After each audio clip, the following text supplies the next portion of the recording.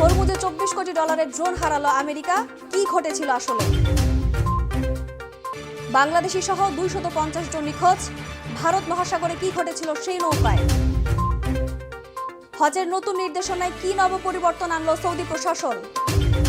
কি হতে যাচ্ছে ওয়াশিংটনের আলোচনায়? চীনের প্রযুক্তি কি বদলে দিচ্ছে যুদ্ধের কৌশল? কোন প্রযুক্তি ব্যবহার করে মার্কিন ঘাঁটি টার্গেট করলো ইরান? দর্শক, আমন্ত্রণ নিরপেক্ষ আজকের বিশ্বের আলোচিত সর্বশেষ সংবাদে। আপনাদের সঙ্গে আছি আমি নাজমুন নাহার উসবা। দেখছিলেন প্রধান শিরোনাম, এবারে বিস্তারিত। বৈশ্বিক জ্বালানি ও সামুদ্রিক বাণিজ্যের অন্যতম গুরুত্বপূর্ণ রুট হরমুজ প্রণালীকে কেন্দ্র করে নতুন কৌশলগত উদ্যোগ নিচ্ছে ইউরোপের কয়েকটি দেশ। যুক্তরাষ্ট্রকে বাদ দিয়ে এই ঝুঁকিপূর্ণ জলপথে নৌযান চলাচল স্বাভাবিক রাখতে একটি বড় নৌজোট গঠনের পরিকল্পনা চলছে বলে জানিয়েছেন আন্তর্জাতিক গণমাধ্যম দ্য ওয়াল স্ট্রিট জার্নাল। বিস্তারিত ডেস্ক রিপোর্টে। বৈশ্বিক জ্বালানি ও সামুদ্রিক বাণিজ্যের অন্যতম গুরুত্বপূর্ণ পথ হরমুজ প্রণালীকে কেন্দ্র করে নতুন এক কৌশলগত উদ্যোগ নিচ্ছে ইউরোপের কয়েকটি দেশ। যুক্তরাষ্ট্রকে বাদ দিয়ে এই সংকটপূর্ণ জলপথে নৌযান চলাচল স্বাভাবিক রাখতে একটি বৃহৎ নৌজোট গঠনের পরিকল্পনা চলছে বলে জানিয়েছে আন্তর্জাতিক গণমাধ্যম দ্য ওয়াল স্ট্রিট জার্নাল। একাধিক পশ্চিমা কর্মকর্তার বরাত দিয়ে প্রতিবেদনে বলা হয়েছে, যুদ্ধ পরবর্তী পরিস্থিতিতে হরমুজ প্রণালীর নিরাপত্তা ও বাণিজ্যিক চলাচল স্বাভাবিক রাখাই হবে এই সম্ভাব্য জোটের মূল লক্ষ্য। বিশ্বের মোট তেল বাণিজ্যের একটি বড় অংশ এই প্রণালী দিয়ে পরিচালিত হয়, ফলে এর নিরাপত্তা বৈশ্বিক অর্থনীতির জন্য অত্যন্ত গুরুত্বপূর্ণ। বিশ্বের মোট তেল বাণিজ্যের একটি বড় অংশ এই প্রণালী দিয়ে পরিচালিত হয়, ফলে এর নিরাপত্তা বৈশ্বিক অর্থনীতির জন্য অত্যন্ত গুরুত্বপূর্ণ। বিশেষজ্ঞদের মতে, হরমুজ প্রণালী বন্ধ বা অস্থিতিশীল হলে বিশ্ববাজারে তেলের সরবরাহে বড় ধরনের সংকট তৈরি হতে পারে, যার প্রভাব পড়বে জ্বালানির দাম থেকে শুরু করে বৈশ্বিক অর্থনীতির প্রতিটি খাতে। এদিকে সংকট মোকাবেলায় বসে নেই উপসাগরীয় দেশগুলো। কাতার ইতোমধ্যেই সমুদ্রপথে সব ধরনের বিধিনিষেধ তুলে দেওয়ার ঘোষণা দিয়েছে, যাতে জ্বালানি পরিবহন কার্যক্রম নির্বিঘ্ন থাকে। অন্যদিকে সৌদি আরব জানিয়েছে, তাদের পূর্ব পশ্চিম পাইপলাইন এখন পূর্ণ সক্ষমতায় চালু রয়েছে। বিশেষভাবে গুরুত্বপূর্ণ এই পাইপলাইনটি হরমুজ প্রণালীকে সম্পূর্ণভাবে এড়িয়ে প্রতিদিন প্রায় 70 লাখ ব্যারেল তেল পরিবহনের সক্ষমতা রাখে। এটি সৌদি আরবের জ্বালানি রপ্তানি ব্যবস্থাপনায় একটি বড় বিকল্প রুট হিসেবে কাজ করছে। 4 দশকেরও বেশি সময় পর আবারও সরাসরি কূটনৈতিক আলোচনায় বসেছে লেবানন ও ইসরায়েল। মধ্যপ্রাচ্যের উত্তপ্ত পরিস্থিতির মধ্যেই মঙ্গলবার ওয়াশিংটনে যুক্তরাষ্ট্রে নিযুক্ত 2 দেশের রাষ্ট্রদূতের বৈঠকে অনুষ্ঠিত হয়। আলোচনায় মূলত উঠে এসেছে সীমান্ত সংঘাত, যুদ্ধবিরতি এবং সশস্ত্র গোষ্ঠী হিজবুল্লাহর ইস্যু। বিস্তারিত ডেস্ক রিপোর্টে। বর্তমানে ইসরায়েল ও হিজবুল্লাহর মধ্যে সংঘর্ষ তীব্র আকার ধারণ করেছে। এই পরিস্থিতির মধ্যেই দক্ষিণ লেবাননে স্থল অভিযান শুরু করেছে ইসরায়েল। ফলে সামরিক উত্তেজনার পাশাপাশি কূটনৈতিক স্তরেও সমাধানের চেষ্টা অত্যন্ত গুরুত্বপূর্ণ হয়ে উঠেছে। দীর্ঘ 3 দশকেরও বেশি সময় পর প্রথমবারের মতো লেবানন ও ইসরায়েলের মধ্যে কূটনৈতিক আলোচনা শুরু হয়েছে। মার্কিন পররাষ্ট্রমন্ত্রী মার্কো রুবিরোর মধ্যস্থতায় শুরু হওয়া এই আলোচনার লক্ষ্য লেবাননের সশস্ত্র গোষ্ঠী হিজবুল্লাহর সঙ্গে ইসরায়েলের লড়াইয়ের অবসান। রুবিরো ইরান সমর্থিত গোষ্ঠী হিজবুল্লাহর প্রভাব শেষ করতে এই কূটনৈতিক আলোচনাকে ঐতিহাসিক সুযোগ বলে বর্ণনা করেছেন। গতকাল ওয়াশিংটনের ডিসিতে মার্কিন পররাষ্ট্র দফতরের এই আলোচনা হয়। ইসরায়েল হিজবুল্লাহকে ইঙ্গিত করে বলেছে, তারা সব অরাষ্ট্রীয় সন্ত্রাসী গোষ্ঠীকে নিরস্ত্র করতে চায়। লেবানন ও ইসরায়েলের মধ্যে কোনো কূটনৈতিক সম্পর্ক নেই। 1993 সালে 2 দেশের মধ্যে সর্বশেষ সরাসরি উচ্চ পর্যায়ে আলোচনা হয়েছিল। গতকাল বৈঠকে বলা হয়েছে, ইসরায়েলের ওপর এবং লেবাননে অবস্থানরত ইসরায়েলি সেনাদের বিরুদ্ধে হিজবুল্লাহ অন্তত 24টি হামলা চালিয়েছে। লেবাননে তাদের সামরিক অভিযান হিজবুল্লাহকে নিরস্ত করা এবং তাদের অবকাঠামো ধ্বংস করার লক্ষ্যে পরিচালিত হচ্ছে। মার্কিন পররাষ্ট্র অধিদপ্তরের মুখপাত্র টমি পিকট এক বিবৃতিতে বলেছেন, ওয়াশিংটনে আলোচনার পর ইসরায়েল ও লেবানন উভয় হিজবুল্লাহর প্রভাব কমাতে কাজ করতে সম্মত হয়েছে। পিকট আরও বলেন, লেবাননের পক্ষ থেকে যুদ্ধবিরতি এবং দেশে চলমান গুরুতর মানবিক সংকট মোকাবিলা ও তা লাঘবের জন্য বাস্তব পদক্ষেপ গ্রহণের আহ্বানও জানানো হয়েছে। এক বিবৃতিতে আউন বলেন, এই সংঘাতের একমাত্র সমাধান হবে লেবাননের সশস্ত্র বাহিনীকে ওই এলাকার নিরাপত্তার একমাত্র দায়িত্বপ্রাপ্ত শক্তি হিসেবে প্রতিষ্ঠা করা। হিজবুল্লাহ রাজনৈতিক পরিষদের সদস্য ওয়াফিক সাফা আরও বলেন, তারা যে সমঝোতাতেই সম্মত হোক, আমরা তা মানতে বাধ্য নই। নাজমুন নাহার উসবা, নিরপেক্ষ। ওয়াশিংটন ও তেহরানের চলমান উত্তেজনার প্রেক্ষাপটে পরবর্তী দফার শান্তি কোথায় অনুষ্ঠিত হবে তা নিয়ে আন্তর্জাতিক মহলে ব্যাপক আলোচনা চলছে।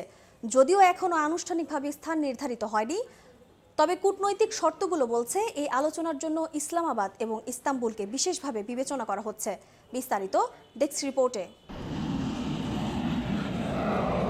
ওয়াশিংটন ও তেহরানের মধ্যকার চলমান উত্তেজনার প্রেক্ষাপটে পরবর্তী দফার শান্তি আলোচনা কোথায় অনুষ্ঠিত হবে তা নিয়ে আন্তর্জাতিক মহলে জোরালো আলোচনা চলছে। যদিও এখনো আনুষ্ঠানিকভাবে কোনো স্থান নিশ্চিত করা হয়নি, তবে কূটনৈতিক সূত্রগুলো বলছে এই আলোচনার জন্য দুটি শহর বিশেষভাবে গুরুত্ব পাচ্ছে, ইসলামাবাদ এবং ইস্তাম্বুল। আন্তর্জাতিক সংবাদ মাধ্যম আল জাজিরার এক প্রতিবেদনে বলা হয়েছে, ইরান ও যুক্তরাষ্ট্র উভয় পক্ষই একটি গ্রহণযোগ্য স্থান নির্ধারণে সতর্ক কৌশল অবলম্বন করছে, কারণ আলোচনার স্থান নির্ধারণ অনেকাংশে কূটনৈতিক বার্তা বহন করে এবং আলোচনার ফলাফলেও প্রভাব ফেলতে পারে। বর্তমান আলোচনার কেন্দ্রবিন্দুতে রয়েছে ইরানের ইউরেনিয়াম সমৃদ্ধকরণ কর্মসূচি। যুক্তরাষ্ট্রের প্রস্তাব অনুযায়ী ইরানকে আগামী 20 বছর এই কার্যক্রম বন্ধ রাখতে হবে, তবে তেহরান এই প্রস্তাবকে দীর্ঘমেয়াদী ও অগ্রহণযোগ্য হিসেবে বিবেচনা করে 5 বছরের একটি বিকল্প প্রস্তাব দিয়েছে। বিশ্লেষকদের মতে এই সময়সীমা নিয়ে উভয় পক্ষের মধ্যে সমঝোতার সম্ভাবনা রয়েছে, যা একটি সম্ভাব্য চুক্তির পথ সুগম করতে পারে। এছাড়া কৌশলগতভাবে অত্যন্ত গুরুত্বপূর্ণ হরমুজ প্রণালী নিয়েও গুরুত্বপূর্ণ আলোচনা হওয়ার কথা রয়েছে। বৈশ্বিক জ্বালানি পরিবহনের অন্যতম প্রধান রুট হিসেবে বিবেচিত এই প্রণালীর ভবিষ্যৎ ব্যবস্থাপনা নিয়ে ইরান ইতোমধ্যে নতুন দৃষ্টিভঙ্গির ইঙ্গিত দিয়েছে। অন্যদিকে পারমাণবিক স্থাপনা ঘিরে তৈরি হওয়া জটিলতাও আলোচনার টেবিলে আসতে পারে। যুক্তরাষ্ট্রের দাবি অনুযায়ী ইরানের একটি ধ্বংসপ্রাপ্ত স্থাপনায় প্রায় 450 কেজির বেশি উচ্চমাত্রায় সমৃদ্ধ ইউরেনিয়াম সংরক্ষিত রয়েছে। তবে ইরান জানিয়েছে এই ইউরেনিয়াম পুনঃপ্রক্রিয়াজাত করে 3% নিচে নামিয়ে আনা সম্ভব, যা আন্তর্জাতিক নিরাপত্তা উদ্বেগ অনেকটাই কমিয়ে আনতে পারে। বিশ্লেষকরা মনে করছেন দীর্ঘদিনের অচলাবস্থা কাটিয়ে উভয় পক্ষের মধ্যে একটি কার্যকর সমঝোতার সুযোগ তৈরি হয়েছে। যদিও আনুষ্ঠানিক ঘোষণা এখনো আসেনি, তবে ইসলামাবাদ বা ইস্তাম্বুল যেখানেই হোক, এই বৈঠক হতে পারে মধ্যপ্রাচ্যের রাজনৈতিক সমীকরণে একটি গুরুত্বপূর্ণ মোড় পরিবর্তনের সূচনা। ফাহমিদা বিনতে আনোয়ার, নিরপেক্ষ। পারস্য উপসাগরে নজরদারির সময় হরমুজ প্রণালীতে হঠাৎ নিখোঁজ হয়ে গেছে $24 কোটি মার্কিন ড্রোন MQ-4C ট্রাইটন। এটি দুর্ঘটনা নাকি হামলা তা নিয়ে এখনও নিশ্চিত হওয়া যায়নি। বিস্তারিত ডেস্ক রিপোর্টে। পারস্য উপসাগরে নজরদারি করতে গিয়ে হরমুজ প্রণালীতে হঠাৎ উধাও হয়ে গেল $24 কোটি মার্কিন ড্রোন MQ-4C ট্রাইটন। প্রশ্ন হচ্ছে, এটা কি দুর্ঘটনা নাকি হামলা? রয়েছে এখনো রহস্য। গত 9 এপ্রিল পারস্য উপসাগরে নজরদারির জন্য উড়ানো হয়েছিল এই অত্যাধুনিক ড্রোনটি। MQ-4C ট্রাইটন যুক্তরাষ্ট্রের সামরিক বাহিনীর অস্ত্রাগারের গুরুত্বপূর্ণ, দক্ষ ও দামি সমরাস্ত্রগুলোর মধ্যে এটি একটি। এটিকে ডানাযুক্ত উপগ্রহ বা স্যাটেলাইট উইথ উইংস নামে পরিচিত এই ড্রোনটি দিন-রাত 24 ঘন্টা নজরদারি চালাতে সক্ষম। এই ড্রোনটি মার্কিন অস্ত্রাগারে যুক্ত করতে মার্কিন সামরিক বাহিনীর ব্যয় করতে হয়েছিল প্রায় $23 কোটি 81 লক্ষ। মূলত এটি পরিচালিত হচ্ছিল ইতালির সিসিলি থেকে। ড্রোনটি ছিল ইতালির সিসিলি দ্বীপে অবস্থিত মার্কিন ঘাঁটি সিগোনেল্লা নাভালিয়ার স্টেশনের সম্পদ। 9 তারিখ হরমুজ প্রণালীতে রুটিন মাফিক 3 ঘন্টার নজরদারির জন্য ওড়ানো হয়েছিল সেটিকে। সবকিছুই ঠিক চলছিল, কিন্তু মিশন শেষ করে ফেরার সময় হঠাৎ জরুরি বিপদ সংকেত পাঠাতে শুরু করেছিল ড্রোনটি। ফাইল ডেটা বলছে প্রায় 50,000 ফুট উচ্চতা থেকে হঠাৎ 10,000 ফুটেরও বেশি নিচে নেমে যায় এটি। তারপরই পুরোপুরি যোগাযোগ বিচ্ছিন্ন।